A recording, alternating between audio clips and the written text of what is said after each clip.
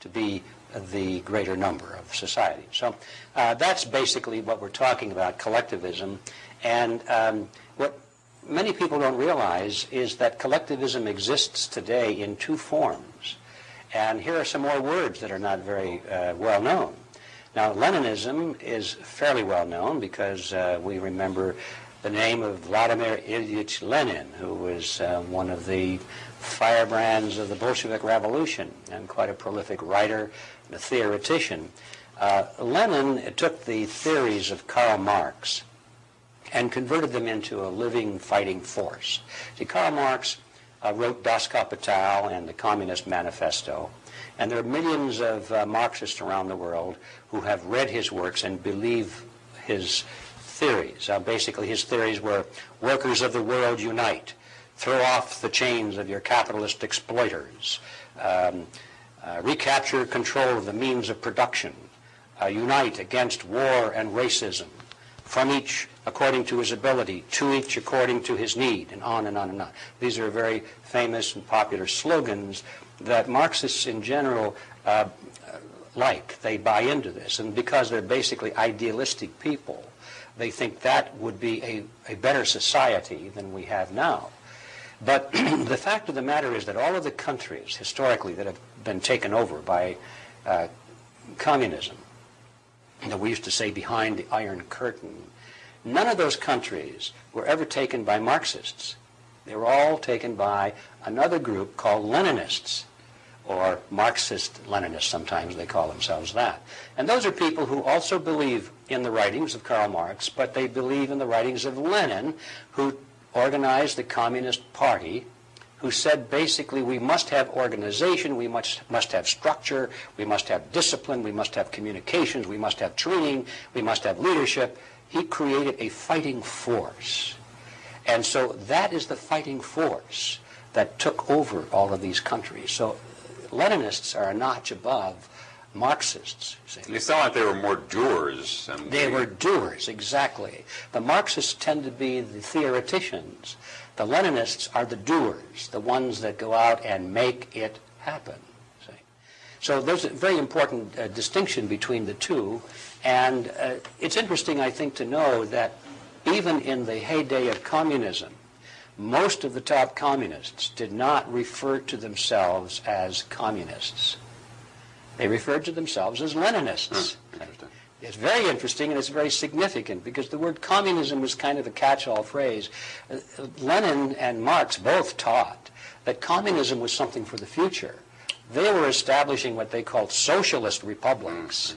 It's like a Christian saying, I'm a Calvinist. You know, that's another, I'm going to subscribe to a theology as opposed to the primary foundation. Yeah, they were working toward the future. Communism would happen, they said, when finally mankind was perfected and the state would wither away. Ha ha. Yeah, we saw a lot of that happening, didn't we? But anyway, that was the theory. In the meantime, what they were building was socialism, they said, and those people called themselves Leninists. So when it came time for the crumbling of the communist empire, so-called, all these people did was take off their hats that said communist, put that down, and put another hat on that said social democrat. But you notice that the heads underneath the hats didn't change. And their ideas didn't really change. They talked about open markets and being friendly to the West and all these sort of things, freedom of speech. They gave a lot of verbiage to that. But, and some of that actually happened. But underneath, the police state didn't change. They still maintain a very strong military, and they're still preparing for international war. The KGB changed its name, but it didn't change. It just got bigger and better funded and so forth. Nothing really changed except the label. And it's interesting to note that this is one of the basic strategies of Lenin.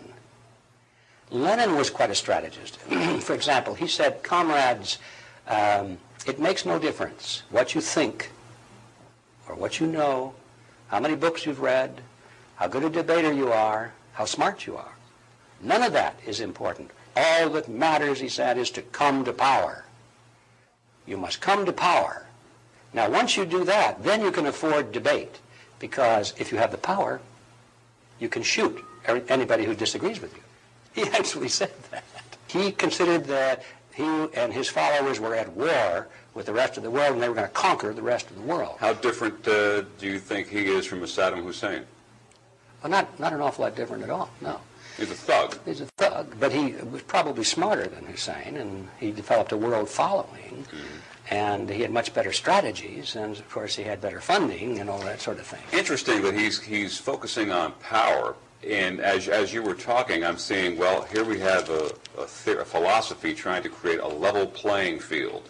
You know, it doesn't matter what you know, it doesn't matter what that, you know, all the good for the state, and we're going to break down the different classes. Is that something he was a devotee of as well, or was he just more... No, what you're talking about there is more of a Marxist theology. See, the theory guy. The theory guy, yeah, that's theory guy. Lenin basically said none of that makes any difference. That you use it if necessary to get followers or to make it sound like what you're doing is noble. But the only thing that matters, he said, is to come to power. Very interesting. So we had communism, and then Leninism has come to be. And then there was the second branch that we opened with originally, Fabianism.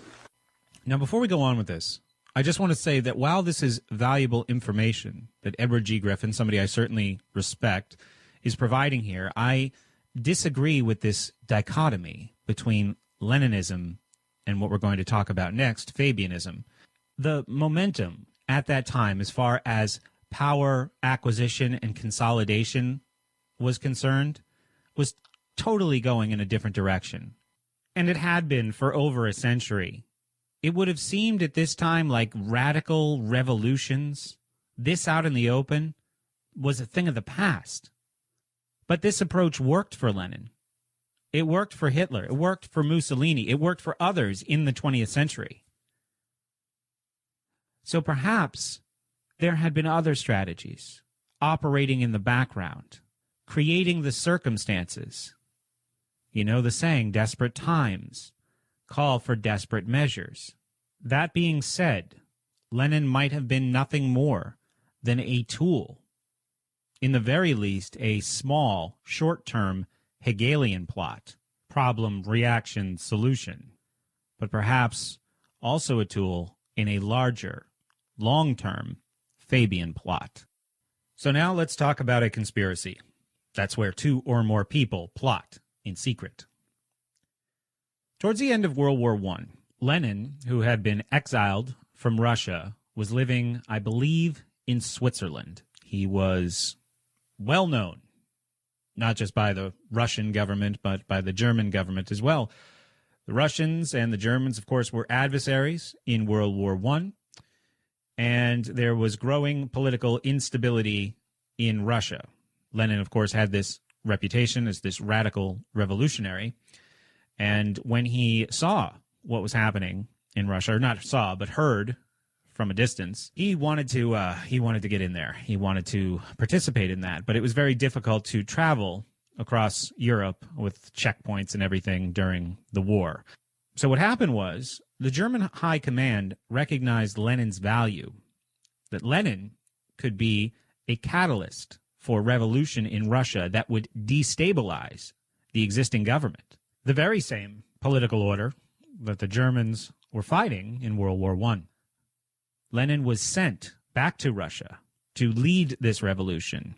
It was funded by the Germans. He was escorted by armed German troops.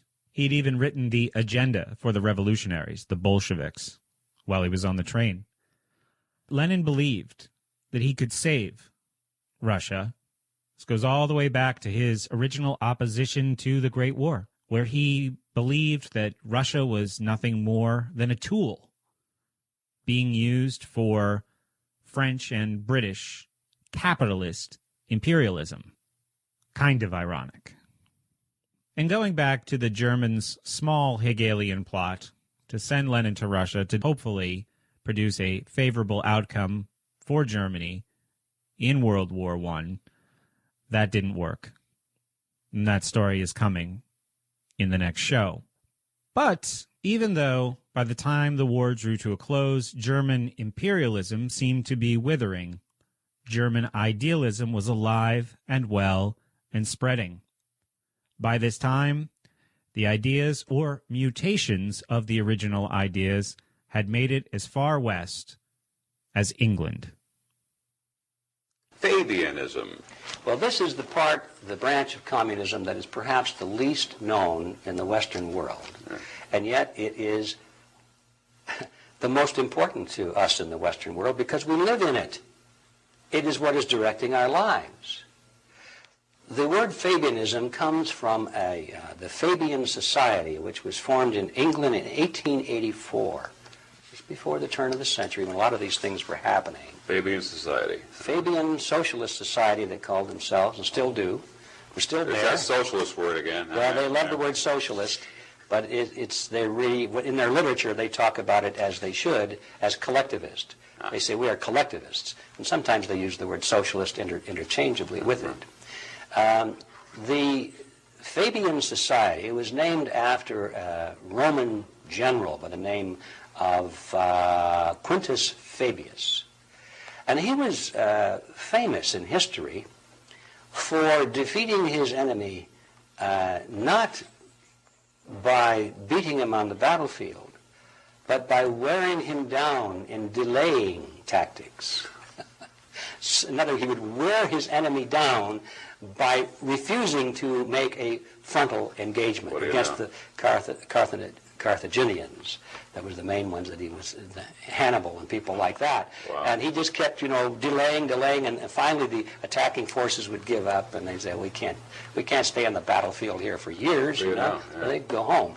And so he was famous for delaying tactics and drawing things out. The Fabians selected him as their symbol or the symbolic name on purpose. They objected to the Leninists, not on the basis of their goals of collectivism, because they agreed with that. They were saying to the Leninists, you people are stupid. You're going about it in the wrong way. You are trying to conquer the world and make a new world order based on the model of collectivism through force and violence and bloodshed and quick revolution. That's the wrong way, they said. The proper way is patient gradualism.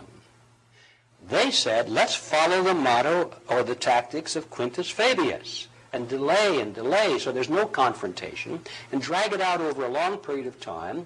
And instead of confronting your enemy head on, we will infiltrate his institutions. We will move our people into his government agencies, into his educational institutions, and into his charitable organizations, into his corporations, and we'll gradually convert the world to international socialism in that fashion. This dragging it out sounds like Congress. It is Congress. This is what's been going on in England and in France and in Germany and in the United States. The move toward what they called socialism or communism, they said, would be gradual in such a way that there'd be no violent revolution, but at the end of the line they would have it, and nobody could say it happened on such and such a date. So the Fabians use as their symbol. Now, who are the Fabians? Well, when they were formed, of course, there were such well-known people as Arnold Toynbee, the famous historian, H.G. Wells, there was George Bernard Shaw, Beatrice and Sidney Webb, who were founders of the London School of Economics, which is where President John F. Kennedy went and learned all of these Fabian socialist concepts that he instituted when he was president of the United States. The Fabians work quietly and behind the scenes. You don't hear about them. Not all of the people that practice Fabianism are members of the Fabian Society. Tony Blair, right now, who's the head of the British government, he's a member of the Fabian Society. But most of the Fabians in the world are not actual dues-paying members, but they follow the strategy of Fabianism, nevertheless. And that is the philosophy that dominates the United States of America. Now, these two groups both agree with each other on the ultimate goal, but they fight against each other very vehemently at times for domination, as to see who is going to control this new world order. They have their own battle going on with them. So. Their own internal power struggles. And when you look at the United Nations today, almost all of those factions fall into either the Leninist group or the Fabian group. And they may appear to be opposed to each other on issues, but if you look at the issues, it is never the issue of collectivism that they're opposed to. They agree